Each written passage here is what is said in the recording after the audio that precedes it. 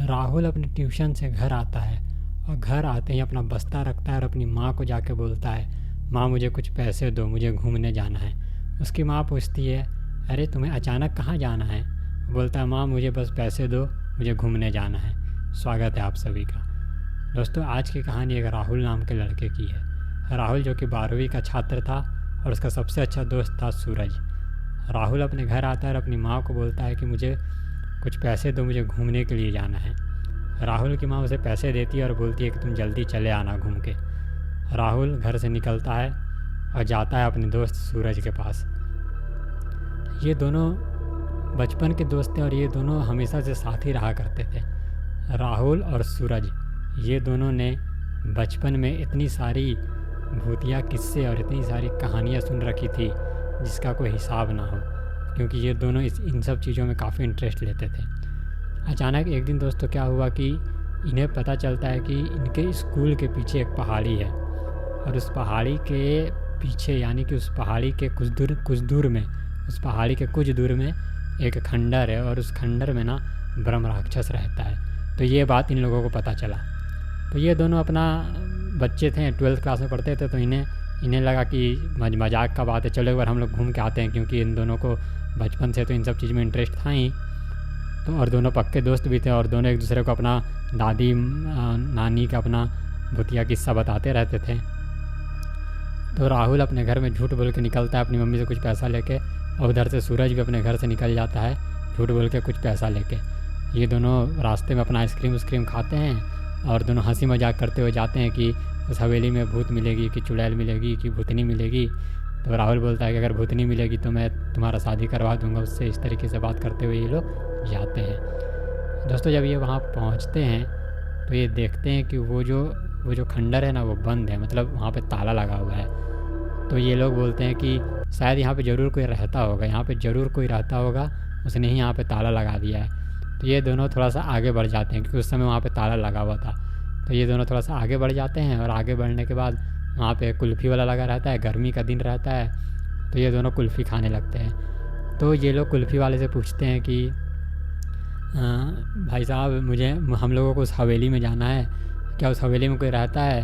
तो उन्होंने कहा कि नहीं, इस हवेली में तो कोई नहीं रहता और तुम दोनों उस हवेली के पास जाना भी मत, क्योंकि वो हवेली अच्छा नहीं है। यानी कि वो हवेली जो है ना वो हवेली पूरे तरीके से भूतिया है। तो उन लोगों ने कहा कि क्या भूतिया है, मतलब उस हवेली में क्या है जो लोग वहाँ जाने से डरते हैं? तो उस कुल्फ़ी वाले ने उन्हें बताया कि वहाँ पे एक ब्रह्म राक्षस रहता है। तो ये दोनों कस के हंसने लगे, बोले अरे अंकल, आप बहुत पुराना ज़माने का आदमी हैं, आपको इस सब के बारे में कुछ ज्ञान नहीं है। देखिएगा आज हम लोग जाएंगे, वहाँ से घूम के आएंगे। दोस्तों, ऐसे करते करते शाम हो जाता है और अब इन्हें पता चल जाता है कि उस हवेली में कोई है नहीं और वहाँ पे ताला लगा हुआ है। तो अभी इन दोनों का दिमाग में ये रहता है कि ताला तो कोई खोलेगा नहीं आके, तो क्यों ना हम लोग ताला को तोड़े। तो ये दोनों दोस्तों जब शाम हो जाता है, यानी कि 6 साढ़े 6 बजे का समय रहता है, यानी कि मतलब 6 साढ़े 6 से भी ज़्यादा, 7 साढ़े 7 हो जाता है और अंधेरा हो जाता है पूरा। और ये दोनों ये भी बोल के निकले थे कि हम लोग कहीं जा रहे हैं, मतलब अपना दोस्त का ये में, मतलब हम लोग को लेट होगा आने में। ये बोल के निकले थे अपने घर में कि हम लोगों को आने में काफ़ी लेट होगा। तो दोस्तों, ये दोनों अपना निकल वहाँ पे जाते हैं और ताला को तोड़ने लगते हैं। तो पूरा हवेली के आसपास पूरा सब कुछ सुनसान हो जाता है। कुल्फ़ी वाला भी चला जाता है, वो भी 6 साढ़े 6 बजे तक चला जाता है। और वहाँ पे जितने दुकान सब थे वो भी पूरे तरीके से खाली हो जाता है, सब कुछ चला जाता है इधर उधर।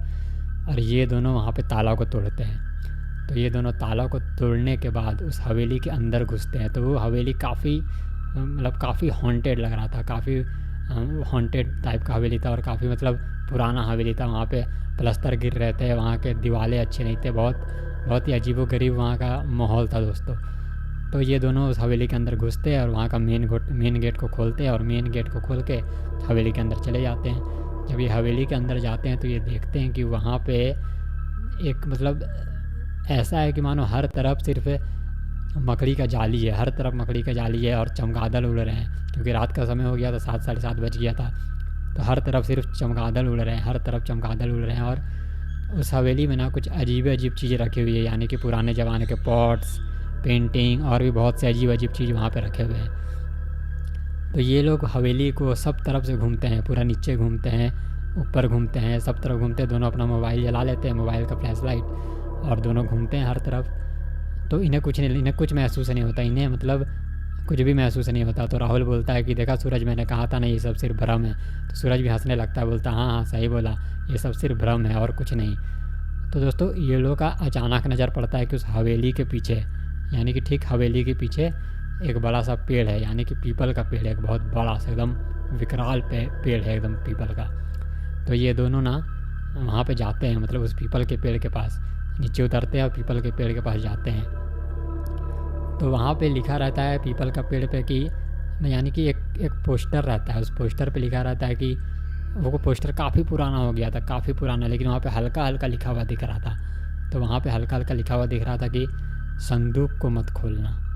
तो ये दोनों सोचते हैं कि भाई ये संदूक कहाँ है, आखिर इसके अंदर संदूक कहाँ है, इस हवेली के अंदर। अब इन दोनों के अंदर इंटरेस्ट जगता है, क्योंकि ये तो बचपन से थे ही खुरपात दोनों, इन सब में इंटरेस्ट रखते थे। तो इन दोनों के अंदर अब इंटरेस्ट जगता है।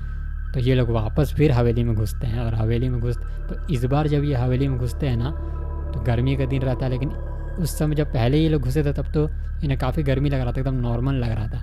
लेकिन इस बार जब ये हवेली में घुसते हैं तो इन्हें ठंडा लगने लगता है, यानी कि वहाँ का टेम्परेचर एकदम माइनस रहता है। तो इन दोनों को थोड़ा सा अजीब लगता है, लेकिन ये दोनों इस बात पे ध्यान नहीं देते हैं, और ये लोग ना इधर उधर संदूक को खोजने लगते हैं।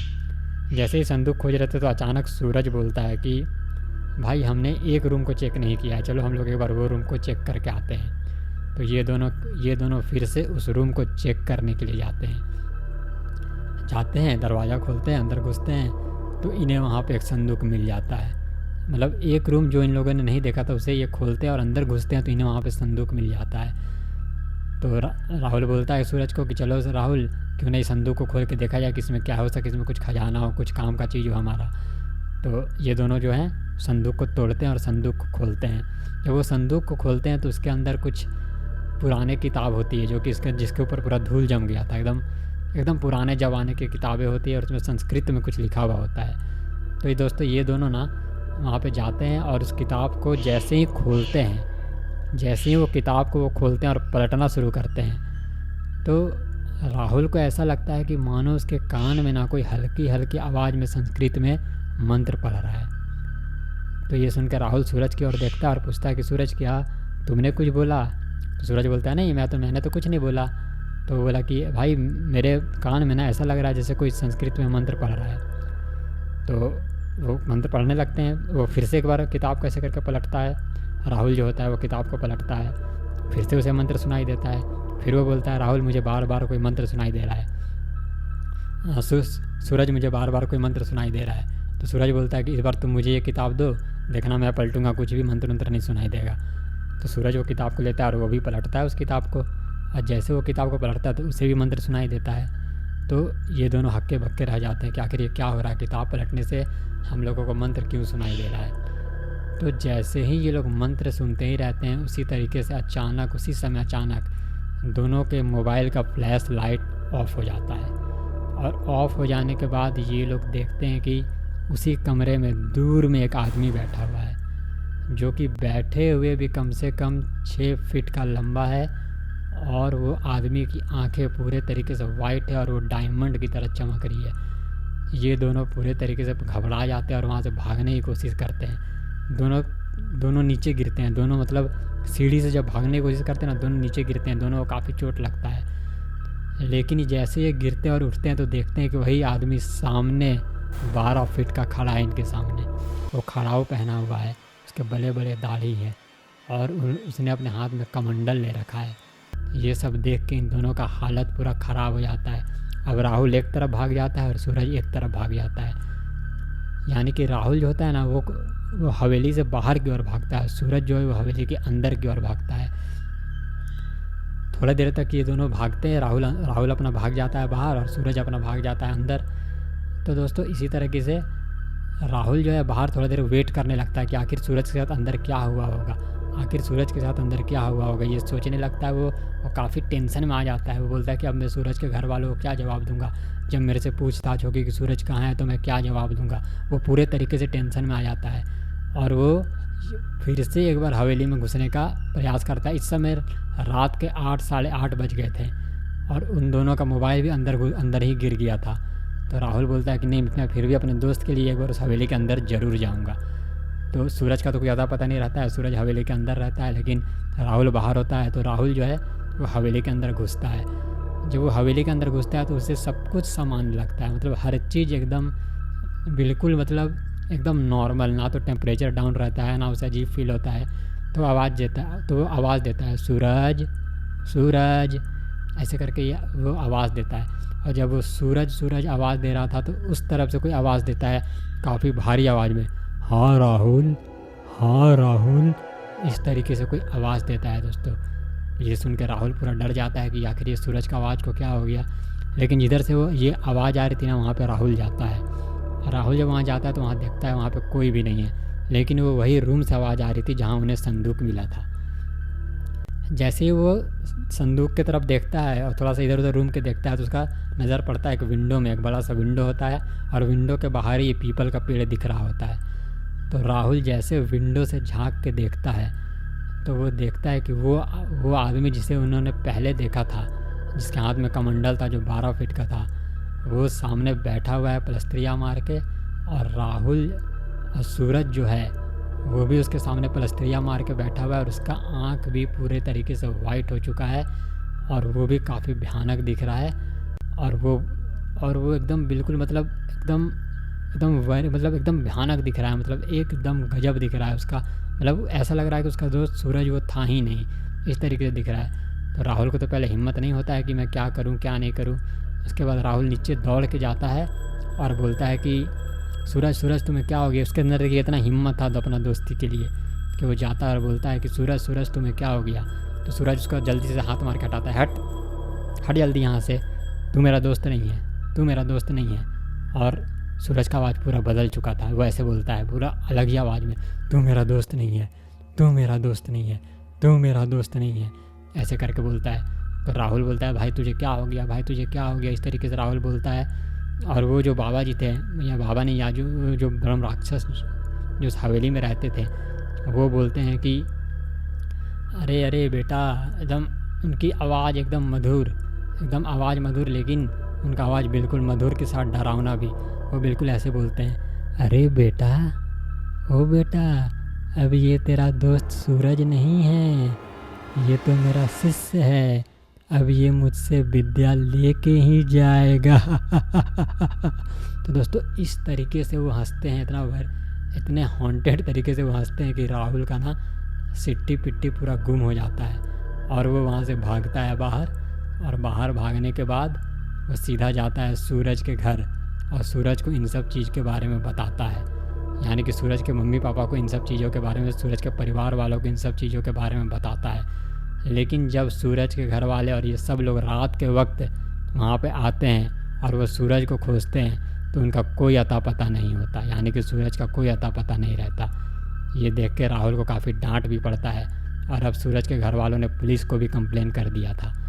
लेकिन दोस्तों सबसे अजीब बात और सबसे बड़ी बात यहाँ पे ये है कि कभी भी खंडर में या एक ऐसा पीपल का पेड़ जो नीचे से तो हरा भरा हो और ऊपर से सूखा हुआ हो, वहाँ पे हमेशा ब्रह्म राक्षस का वास होता है।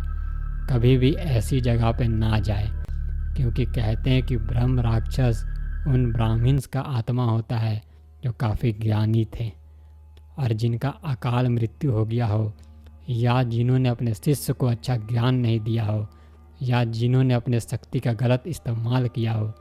ऐसा कोई विद्वान पंडित ब्राह्मण जब मर जाते हैं तो ये ब्रह्म राक्षस बन जाते हैं और ये काफ़ी ताकतवर होते हैं।